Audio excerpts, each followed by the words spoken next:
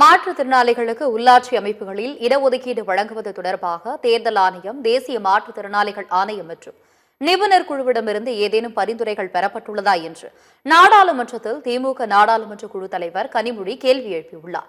தமிழ்நாட்டில் உள்ளாட்சி அமைப்புகளில் மாற்றுத்திறனாளிகளை உறுப்பினர்களாக நியமிக்கும் சட்ட திருத்தம் நிறைவேற்றப்பட்டுள்ள நிலையில் இந்த விவகாரம் குறித்து மத்திய சமூக நீதி மற்றும் அதிகாரமளித்தல் துறை அமைச்சரிடம் அவர் கேள்வி எழுப்பினார்.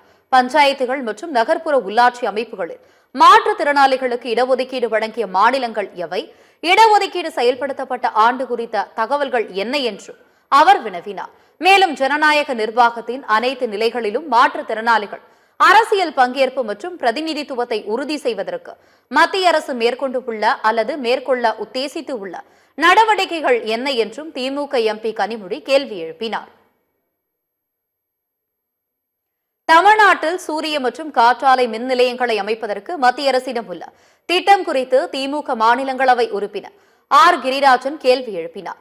50 மெகாவாட் திறன் கொண்ட சூரிய மற்றும் காற்றாலை மின் நிலையங்களை அமைப்பதற்கு ஒதுக்கப்பட்ட நிதியின் விவரங்கள், கடந்த 5 ஆண்டுகளில் தமிழ்நாட்டில் அமைக்கப்பட்ட 50 மெகாவாட் அல்லது அதற்கு மேற்பட்ட நிறுவப்பட்ட திறன் கொண்ட சூரிய மின் நிலையங்கள் மற்றும் காற்றாலை மின் நிலையங்களின் பட்டியல் குறித்த தகவல்களை தெரிவிக்கும்படியும் அவர் கேட்டுக் கொண்டார். தமிழ்நாட்டில் உள்ள பல்வேறு ஆதாரங்களில் இருந்து புதுப்பிக்கத்தக்க எரிசக்தியை பயன்படுத்த அரசாங்கம் எடுத்த நடவடிக்கைகள் மற்றும் 2030ஆம் ஆண்டுக்கு நிர்ணயிக்கப்பட்ட இலக்கு என்ன என்பது குறித்து விரிவான பதிலளிக்குமாறும் திமுக மாநிலங்களவை உறுப்பினர் ஆர் கிரிராஜன் கேட்டுக் கொண்டார்.